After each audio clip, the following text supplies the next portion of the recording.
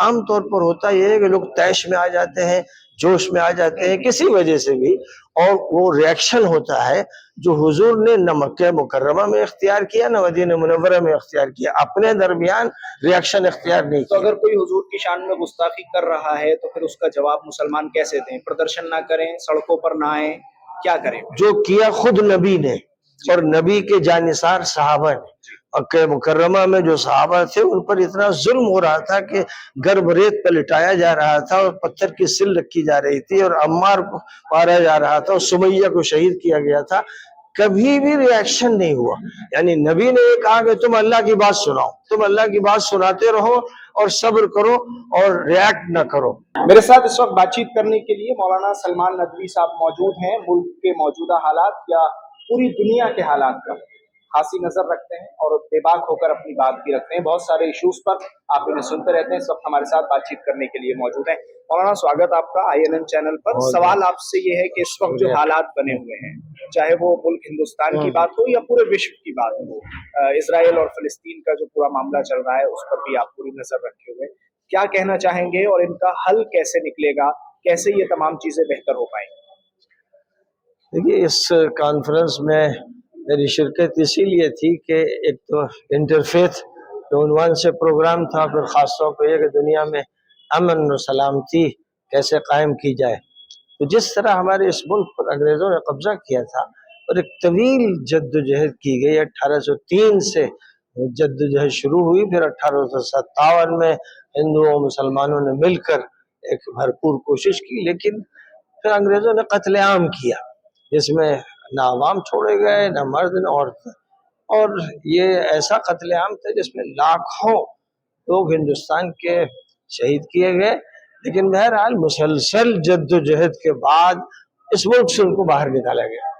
اسی طرح فلسطین کی سرزمین پر برطانیہ اور امریکہ کی مدد سے دنیا بھر کے یہودیوں کو بسایا گیا اور فلسطینیوں کو نکالا گیا، جن کا ملک تھا اور ہے اور رہے گا، ان کو ایک بڑی شیطنت اور چالاکیوں کے ساتھ نکالا گیا، اور اس کے بعد پھر وہاں فلسطینیوں کا قتل عام ہوا، ہزاروں کو جیلوں میں ڈالا گیا اور لاکھوں کو بے گھر کیا گیا۔ پوری پوری کالونیاں ان کے ہاتھ میں آ گئی اور انہوں نے پھر اپنی کالونیاں بنائی۔ یہ جو کچھ ہوا اس سے پہلے، کیونکہ امریکہ کے قیام کے موقع پر ریڈ انڈینز کے لاکھوں افراد قتل کیے گئے تھے۔ تو یہ جو یورپ کی قومیں ہیں، خاص طور پر برطانیہ کے، پھر فرانس بھی اسی راستے پہ چلا، جرمنی اسی راستے پہ چلا، اور آج پوری دنیا نے دیکھ لیا کہ اگر انسانیت کے قاتل اور بوڑھوں اور بچوں اور عورتوں کے قاتل ہیں تو وہ اس وقت کا یورپ اور امریکہ ہے۔ ابھی تازہ رات میں ہی ایک حملہ اسرائیل کی طرف سے ایران پر کیا گیا ہے، حالانکہ ایران اسے ناکام بنانے میں پوری طرح سے کامیاب رہا، اس کا جو ایئر ڈیفنس سسٹم تھا اس نے اس حملے کو روک دیا، لیکن اسرائیل کی طرف سے کہا گیا کہ ہم اپنی دفاع میں یہ حملے اب ایران پر شروع کر رہے ہیں۔ تو آپ کو کیا لگ رہا ہے کہ یہ جنگ اب اور آگے بڑھے گی؟ ایران اور اسرائیل دونوں آمنے سامنے اب نظر آ رہے ہیں۔ ایران کی طرف سے بار بار یہ کہا گیا، جو اس نے حملہ کیا تھا اس کے اگر اسرائیل نے جواب دیا، اس نے حملہ کیا، تو پھر ہم بہت ہی سخت حملہ کریں گے اور ایسا حملہ ہوگا کہ اسرائیل کی نسلیں اسے یاد رکھیں گی۔ تو میرا یہ کہنا ہے، پوری امت یہ چاہتی ہے کہ یہ حملہ ہو، کیونکہ اسرائیل کی جو حیثیت ہے اور جو زائنسٹ کہلاتے ہیں، ان کو یوں ہی سمجھیے کہ جیسے کہیں زہریلے جانور ہو، مچھر ہو، درندے ہوں، تو ان کا تو خاتمہ ضروری ہے انسانی آبادی کے لیے۔ اگر انسانی آبادی کو امن و سلامتی نصیب کرنا ہے تو ضروری ہے کہ بھائی مچھروں پہ چھڑکاؤ کیجیے اور زہریلے جانوروں پہ چھڑکاؤ کیجیے اور ان کا خاتمہ آپ یہ کہہ رہے ہیں کہ امت چاہتی ہے کہ ایران کی طرف سے ایک ایسا شدید حملہ ہو، لیکن میرا سوال یہ ہے کہ اسرائیل کا ساتھ دینے والے بہت سارے ملک ہیں، خود امریکہ اسرائیل کے لیے پوری طرح سے کھڑا ہے۔ اگر آپ ایران کی بات کریں تو کچھ چھوٹے چھوٹے سنگٹھن اور اکیلا ایران، باقی تمام عرب ممالک میں سے بھی کوئی بولنے کو تیار نہیں ہے۔ اگر ایران حملہ کرتا بھی ہے तो फिर मजबूती से खड़े होने के लिए कोई मुल्क आपकी नजर में है जो ईरान का साथ देगा? मैं ये समझता हूँ कि हमास का जो पहला हमला 7 अक्टूबर को था, जी, उसी में हमास की फतेह लिख दी गई थी। और अब जो हिजबुल्लाह के साथ झड़पें शुरू हुई हैं और हमला और हमले का जवाब चल रहा है, इस इसराइल की कमर तोड़ दी है। दूसरी तरफ अंसारुल्लाह का जो अमल है, उन्होंने माशियात इसराइल की तबाह कर दी है, और सिर्फ इसराइल की नहीं, बरतानिया और अमेरिका की माशियात पर भी जबरदस्त असरात पड़े हैं। और ईरान जो है अब जिस दौर की तरफ आगे बढ़ रहा है, वो फतेह का दौर है, वो नुसरत का दौर है।